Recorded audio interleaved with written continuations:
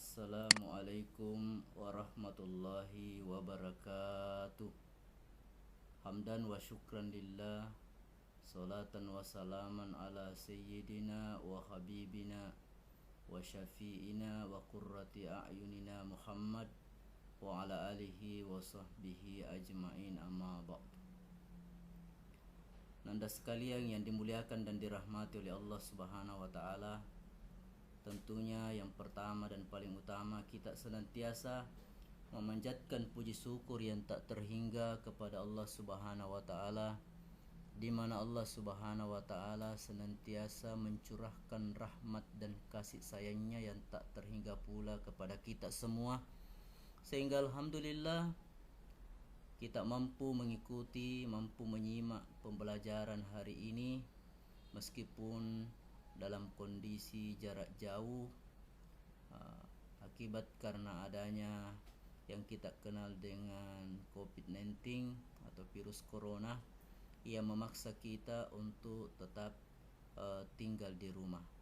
Tapi harapan kami berharap kepada Allah Subhanahu wa taala, mudah-mudahan situasi ini cepat berlalu, kemudian virus corona cepat diangkat oleh Allah Subhanahu wa taala, sehingga kita mampu beraktivitas kembali sebagaimana biasanya, belajar bersama, bertemu dengan guru-guru kita, demikian pula teman-teman kita, sehingga aktivitas kita atau pembelajaran kita bisa lebih maksimal, dan kita bisa mengharapkan mendapatkan apa yang kita cita-citakan bersama.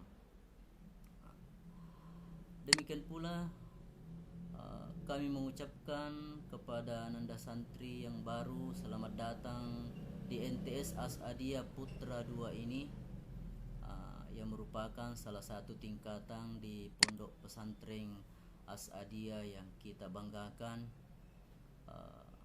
dan alhamdulillah Nanda sekalian memilih pondok pesantren ini adalah merupakan perkara yang tepat, karena di pondok pesantren ini kita akan belajar baik pengetahuan umum, demikian pula pengetahuan agama yang akan menghantarkan kita untuk mendapatkan kebahagiaan dunia, demikian pula yang terpenting dan paling utama, kita bisa mendapatkan kebahagiaan di akhirat insyaallah.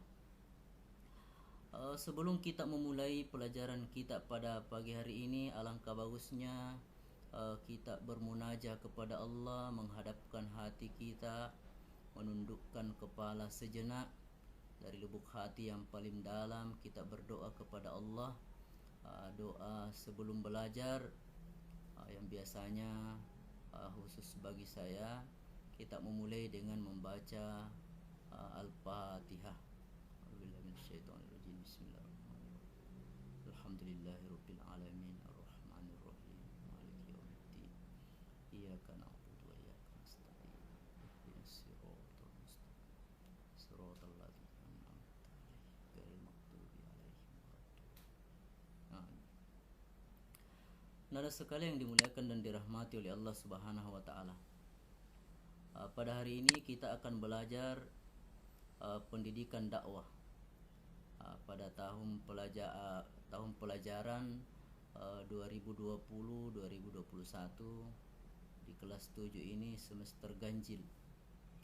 Dan tentunya Nanda sekalian ingin mengenal siapa guru yang mengajarkan mata pelajaran pendidikan dakwah ini. Kita bisa membaca sendiri, namanya tertera. Demikian pula kita bisa melihat fotonya, dan mestinya fotonya ini hanya editan saja, tentu aslinya lebih gagah daripada fotonya. Dan alamat kami di Jalan Dahlia, Sengkang, dan HP-nya siapa tahu ada keperluan, ada yang ingin disampaikan, bisa melalui nomor HP 081342532858. Anda yang dimuliakan dan dirahmati oleh Allah Subhanahu wa taala, Jadi pendidikan dakwah. Tentu Nanda semuanya sudah pernah mendengarkan kata dakwah. Ataukah mungkin kita pernah berdakwah. Tetapi penting juga kita ketahui apa sebenarnya itu yang dinamakan dengan dakwah. Sehingga pada pertemuan pertama ini yang terpenting untuk kita ketahui adalah pengertian pendidikan dakwah. Jadi pendidikan dakwah terdiri dari dua kata, yaitu pendidikan dan dakwah. Yang pertama adalah pendidikan. Apa itu pendidikan? Jadi pendidikan adalah pembelajaran, pengetahuan, keterampilan, dan kebiasaan orang-orang yang diturunkan dari satu generasi ke generasi berikutnya melalui pengajaran, pelatihan, atau penelitian. Maka itulah pendidikan. Jadi semacam pembelajaran, demikian pula pengetahuan, keterampilan, dan kebiasaan kelompok orang yang diturunkan dari satu generasi ke generasi berikutnya melalui pengajaran, pelatihan, atau penelitian. Itulah pengertian pendidikan. Kata yang kedua yaitu dakwah.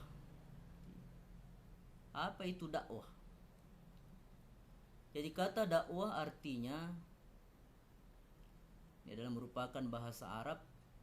Jadi pengertian dakwah ini menurut bahasa artinya doa, yang berarti seruang atau panggilan. Demikian pula ajakan, undangan, dorongan, dan permintaan. Jadi kata dakwah itu berakar dari kata kerja da'a yang berarti berdoa. Jadi kalau menurut bahasa, kalau kita berdoa berarti kita berdakwah,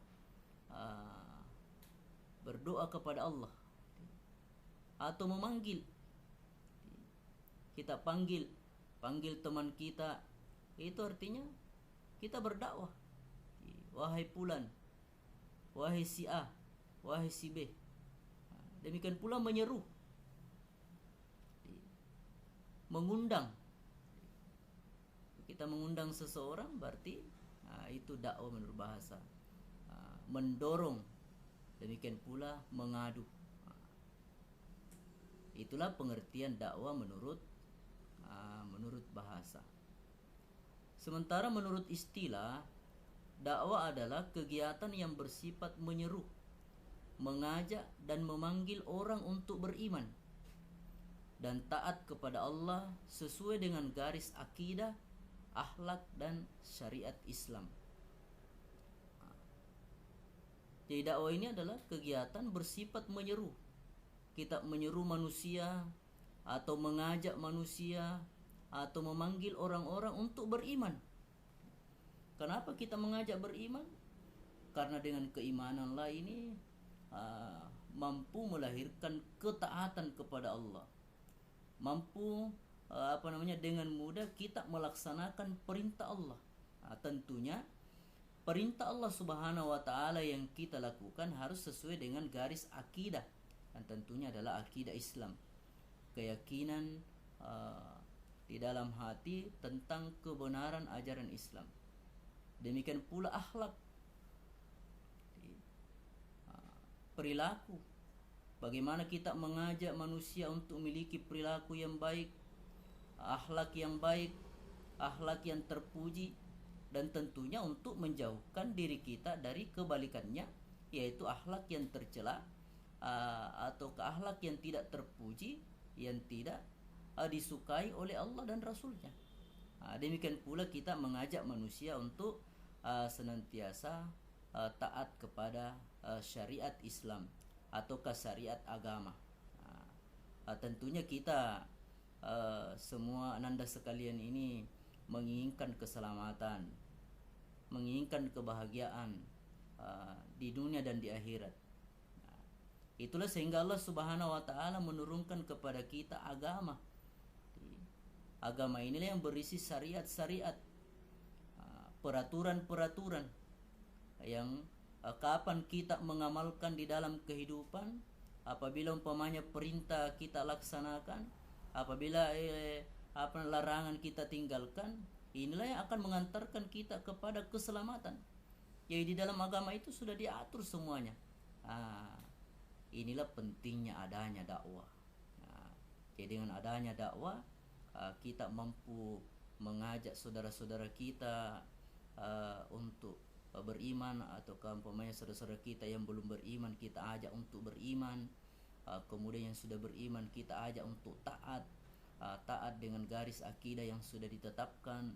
Demikian pula peraturan-peraturan sesuai dengan akhlak, demikian pula yang disyariatkan oleh agama kita, sehingga kita mengharapkan yang dinamakan dengan keselamatan.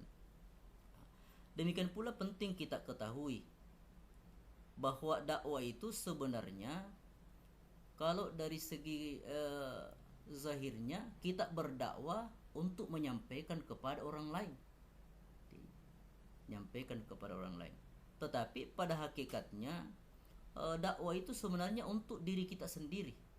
Jadi saya sering mengambil perumpamaan bahwa dakwah itu laksana melempar bola kasti ke tembok. Kalau kita melempar bola kasti ke tembok, lari bolanya kemana? Pasti akan terpantul kepada orang yang melempar bola tersebut. Sehingga semakin keras kita melempar bolanya, maka semakin cepat pula akan kembali kepada kita. Artinya bahwa orang-orang, ketika kita berdakwah, orang-orang yang ada di hadapan kita itu adalah merupakan kita laksana tembok. Bukan berarti tembok mau dilempar bola, bukan. Artinya kita hanya menyampaikan saja. Jadi tugas pendakwah itu bukan tugasnya untuk menyadarkan, bukan tugasnya untuk memperbaiki atau memberikan hidayah, bukan. Tugas kita sebagai pendakwah itu hanya menyampaikan saja. Adapun baik benarnya ataukah dapat hidayahnya itu adalah merupakan urusan Allah Subhanahu wa taala. Di situlah biasa kita salah paham bahwa dakwah itu untuk memperbaiki orang lain, sehingga kalau umpamanya setelah kita berceramah kemudian akhlaknya tetap tidak berubah, biasa kita seakan-akan jengkel. Padahal memang bukan itu tugas kita. Tugas kita hanya menyampaikan saja. Tapi pada hakikatnya itu dakwah itu sebenarnya untuk diri kita sendiri. Jadi semakin rajin kita berdakwah, semakin giat kita berdakwah, insya Allah akan semakin terpantul ke dalam diri kita, sehingga ada perubahan-perubahan di dalam diri kita, dari yang tidak baik menjadi baik, dari yang kurang baik menjadi lebih baik. Begitu sebenarnya tujuannya kita dakwah, jadi untuk diri kita sendiri. Jadi kalau ada orang yang rajin berdakwah, senantiasa berdakwah kemudian tidak ada perubahan di dalam dirinya, berarti ada yang bermasalah pada diri mereka masing-masing. Jadi Anda yang dimuliakan dan dirahmati oleh Allah Subhanahu wa taala. Selanjutnya perintah untuk berdakwah. Tentu perintah untuk berdakwah ini bukan perintah dari guru, bukan perintah dari siapa-siapa. Tentunya perintah berdakwah ini tiada lain adalah perintah dari Allah Subhanahu wa taala. Sebagaimana yang tercantum di dalam surah Ali Imran ayat 104. Allah Subhanahu wa taala berfirman, A'udzubillahi minasyaitonirrajim. Bismillahirrahmanirrahim. Wal takum minkum ummatun yad'una ilal khair wa ya'muruna bil ma'ruf wa yanhauna 'anil munkar wa ulaika humul muflihun. Artinya, dan hendaklah di antara kamu ada segolongan orang menyeru kepada kebajikan, menyuruh berbuat yang ma'ruf dan mencegah dari yang mungkar.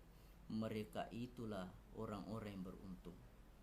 Ini artinya bahwa Allah Subhanahu wa taala mengharapkan kepada kita segolongan orang atau sekelompok orang. Tentu kelompok di sini adalah kelompok orang-orang Islam.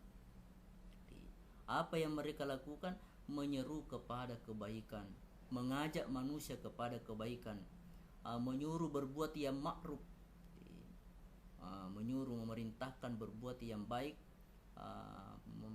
ma'ruf, kebaikan, dan mencegah dari yang mungkar. Jadi bukan cuma kebaikan saja yang kita sampaikan, sementara kemungkaran kita tidak sampaikan. Artinya kita tidak mencegah dari mereka yang berbuat mungkar. Kalau umpamanya ada pelanggaran-pelanggaran, tentu kita akan menegur atau mengkritik mereka. Tujuannya bagaimana kita menghindarkan mereka dari kemungkaran yang bisa menyebabkan terjerumus ke dalam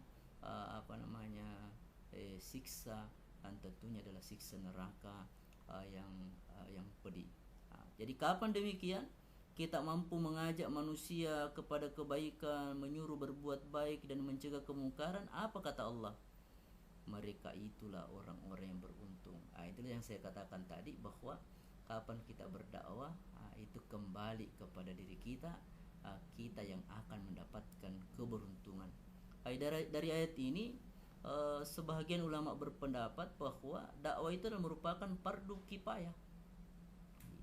Fardu kifayah artinya apabila sudah ada kelompok orang yang melakukan dakwah, maka yang lainnya terbebas, selamat dari fardu tersebut. Tetapi ada juga yang berpendapat bahwa dakwah ini adalah merupakan fardu ain, kewajiban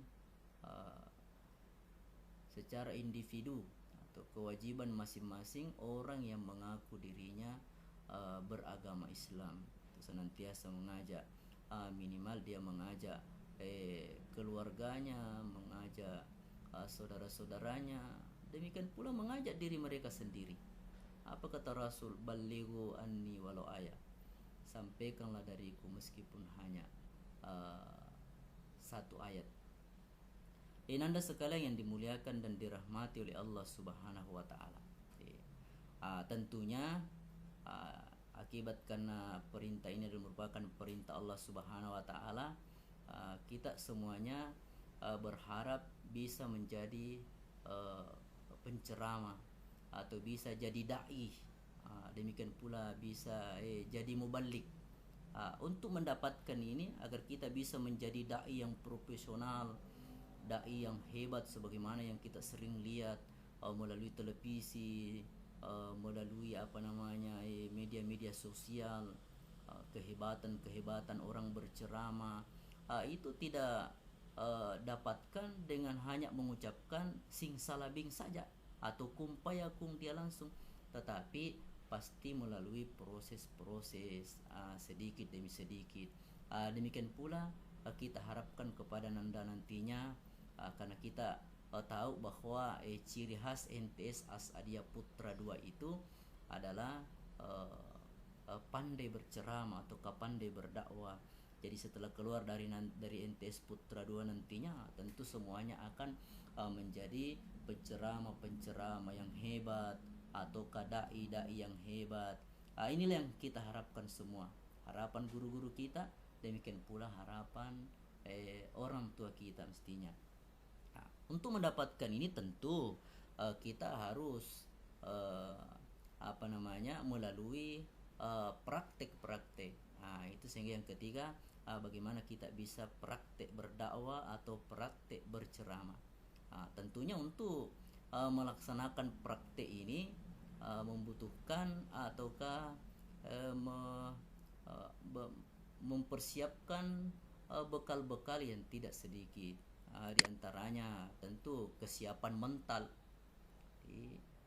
Kesiapan mental yang harus bagus. Bagaimana rasa percaya diri dalam diri kita tanamkan.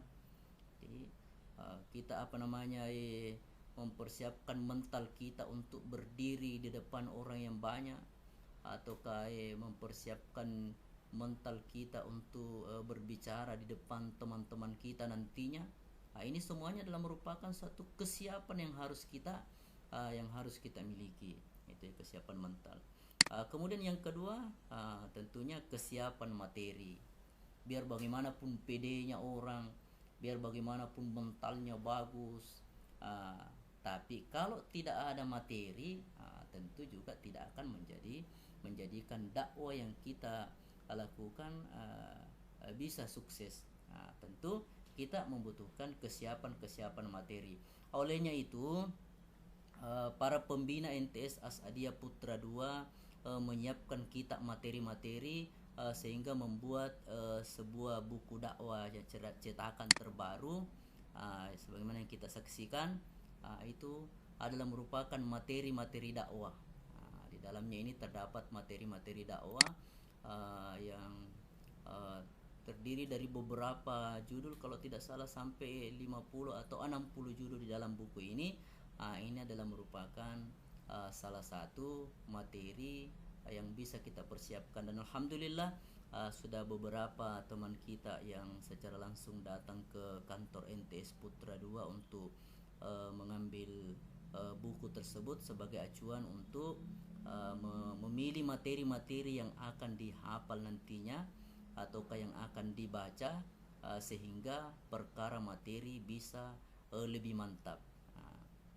Kemudian yang ketiga, tentunya kita harus rajin-rajin berlatih. Banyak praktek ala bisa karena biasa. Eko istilah nogi makada lele bulu terlele biasang. Artinya bahwa bagaimana kita bisa menjadi penceramah yang hebat kalau kita tidak pernah berlatih dan berlatih. Itulah sehingga kami mengharapkan Nanda semua, meskipun tinggal di rumah, tentunya di bawah pantauan orang tua, bagaimana membiasakan diri. Seandainya kita belajar di sekolah, kita akan meminta satu persatu untuk berdiri di depan teman-teman, menyampaikan ceramah, meskipun pada penampilan pertama ceramahnya tidak full, ataukah bahkan mungkin ceramahnya hanya assalamualaikum saja. Artinya bahwa untuk melatih kita untuk membiasakan diri berdiri di hadapan orang banyak, atau di hadapan teman-teman kita, ataukah di hadapan kedua orang tua beserta dengan saudara-saudara kita.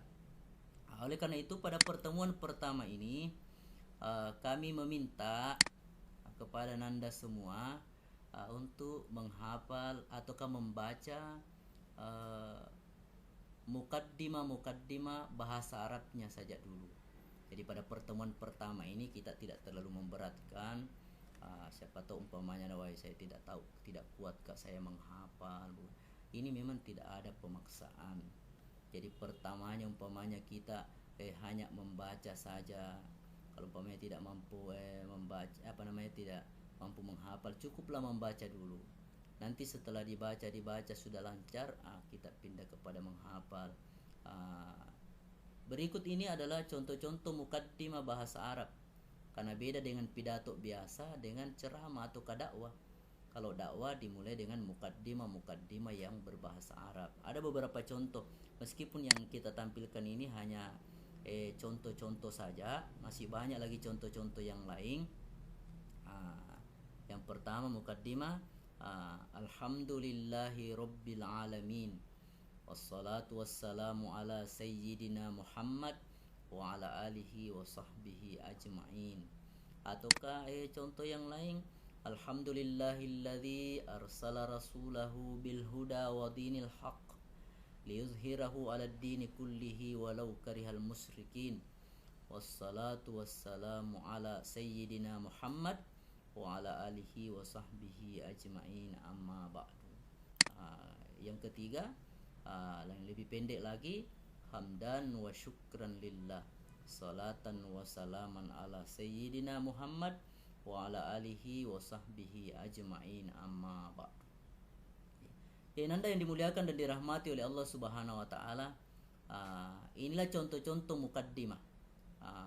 Meskipun masih banyak lagi, apalagi di dalam buku dakwah yang saya katakan tadi, insyaallah setiap materi tentunya akan berbeda mukaddimahnya.